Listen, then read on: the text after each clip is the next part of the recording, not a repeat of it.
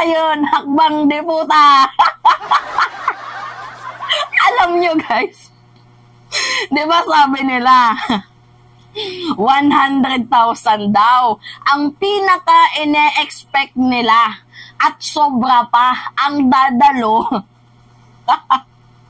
doon sa prayer rally sa sports complex ng Davao. So 100K daw guys. Actually meron pa nga akong mga nakikitang post. O kabilang na nga dito guys sa isang Facebook page ng grupo ni Digong. Ano yung sabi? Attendees, 100K daw. Nag-invite pa nga sila eh. Dami nilang in-invite. Eh, nakakapagtaka nga dito, kahit yung mga taga-Maynila na mga Duterte's vloggers, supporters, nakapunta ng Davao. Ang tanong, sino nagpondo doon? Anyway, ito na nga guys. Kahit nga din si Governor Edwin Hubahib. Diba, sabi niya, 100K daw ang a-attend. Sabi ko, tingnan nga natin kung 100K. Tapos, meron pa nga isang vlogger na nag-content. Sabi niya, tingnan nyo to, nag-uumapaw, nagsusumiksik ang mga langaw. Ngayon, nakakuha tayo ng record. Ito na, masyadong mabusisi si Miwa. Tawang-tawa ako, guys. Tingnan nyo muna tong aerial shot. Iyo, de puta.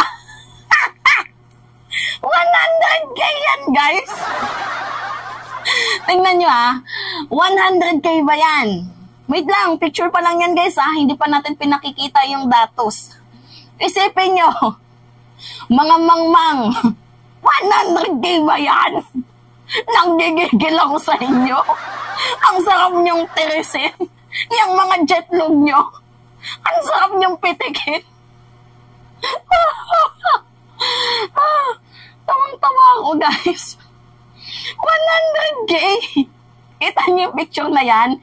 Wait, meron pa. Tingnan nyo.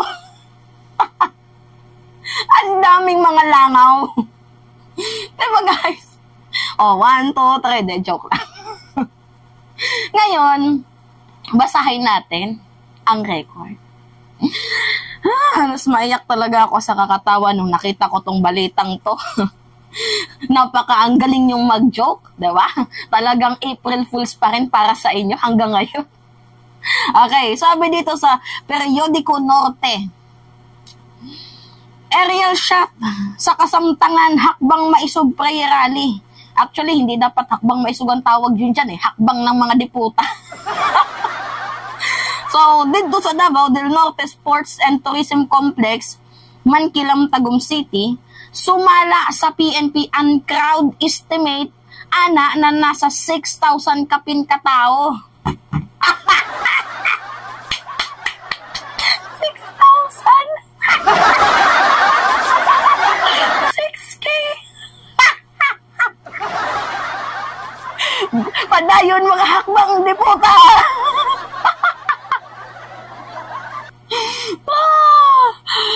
Grabe ang fake news nyo, guys. Halos maiyak ako. Ngayon, alam nyo na yung totoo.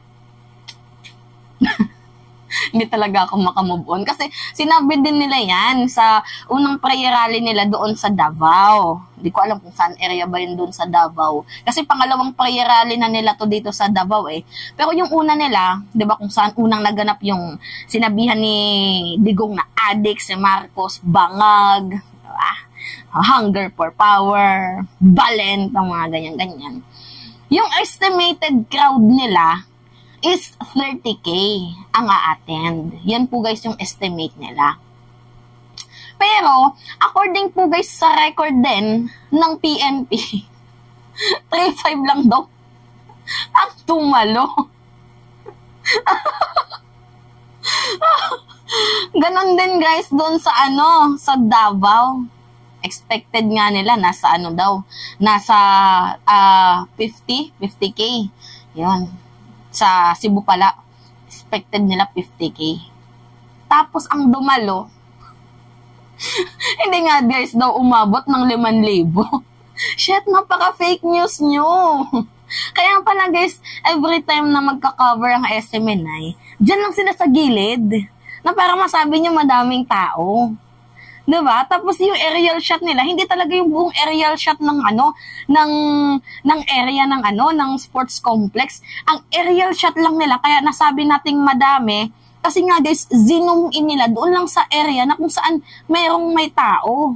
Hindi nila in-aerial shot yung buong sports complex. Kasi guys, makikita nyo sa picture, oh. Yan, oh, nakikita nyo. Hindi nila in-aerial shot yung may pa-oblong na yan. Ang in-aerial shot lang nila kung saan yung may mga taong nakaupo sa upuan.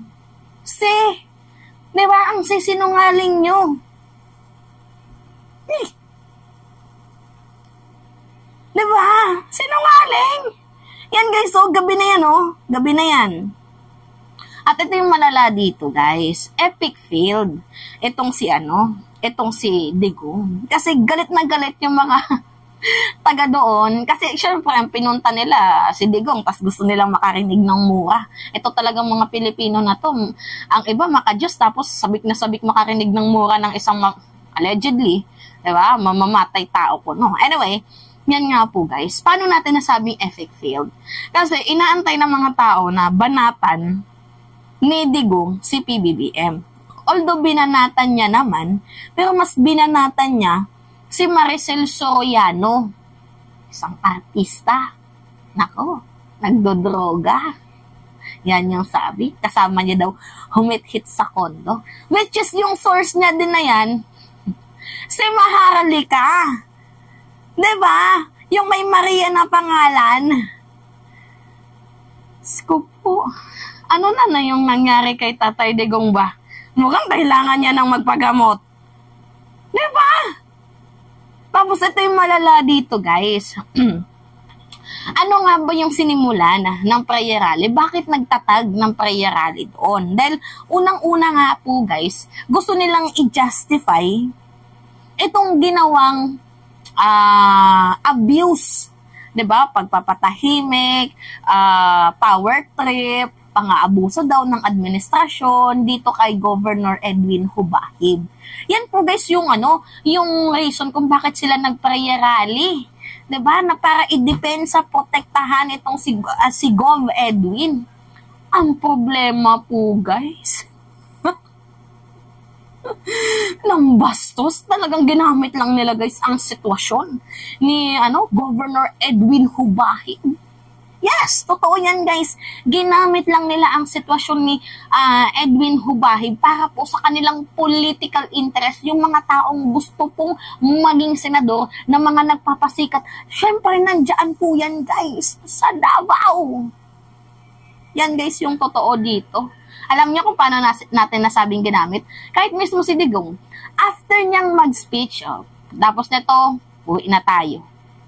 Hindi pa nga guys nakakapagsalita si Governor Edwin Hubahib, nagsialisan na. Yung highlight dito, di ba, gusto niyong i-justify yung message ng protektahan itong si Edwin Hubahib. Pero bakit, ano yung nangyari? Di ba? Binastos niyo. Ang naging highlight dito yung diputa na Digong. Na instead sana na i-justify nyo itong pang-aabuso ko kay kay Governor Edwin Hubahib. Ang problema guys, hindi pa nga tapos si Edwin Hubahib magsalita, wala nang mga tao. Tingnan nyo to Pakita ko ulit itong video. Actually sa mga nakapanood, skip nyo na lang. Pero ito yung ni Digong. Tingnan nyo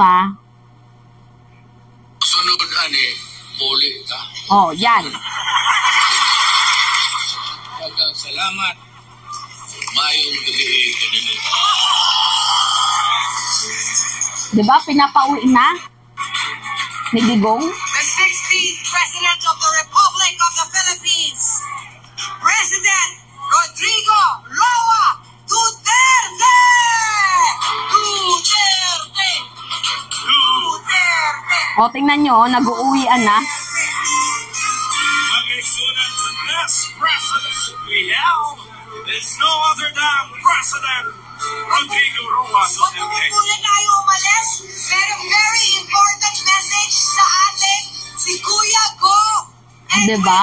Hubahib. Kaya mga kaigsunan, dili Siya po ang makompleto. susunod na magsispeech ngayon. Dili makompleto ang atuang activity karong gabi na kung dili nato madugog ang mensahe sa atong pinalanggang kuya ng masa, Kuya Gov Edwin Hubahib.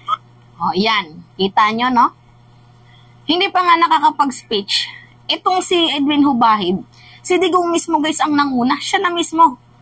Inalisan niya. Pwede ba naman bastos? Diba?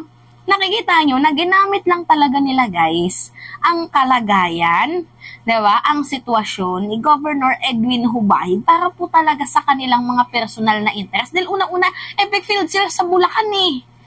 Wala silang nangyaring pre-rally doon dahil hindi sila binigyan ng permit. So ngayon, dyan sila nagkalat sa Davao. Diba? Tapos yung sasabihin nyo, 100k yung umattend. Shit. Ganito yung analysis ko dito guys ha. Gusto nyo i-highlight itong si Gov. Bakit nyo pinaunang mag-speech si Digong? Eh, ang pinunta lang naman talaga ng mga tao dyan, si Digong, hindi si Roque, hindi si Edwin Hubahib. Kasi confirm na po a-attend itong si Digong. So, yung mga tao gusto nilang makarinig ng banat. Kaya, ayan guys, kita nyo? Grabe. Pinauna nyo si Digong, di ang nangyari, hindi pa tapos yung message ni Edwin Hubahib, nagsialisa na yung mga tao. Ha?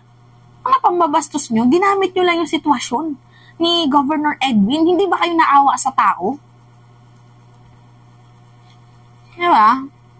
Tapos sasabihin nyo, 100k. Kahit nga din itong si Edwin Hubahib, fake news din, 100k daw yung a-attend, yun di po tayo, nakita naman natin, parang lang to.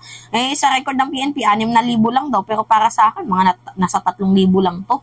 Anyway, yun lamang po guys, at it's me again. Si Mima Alicia nyo, nagbabalik ulit para sa ating panibagong video.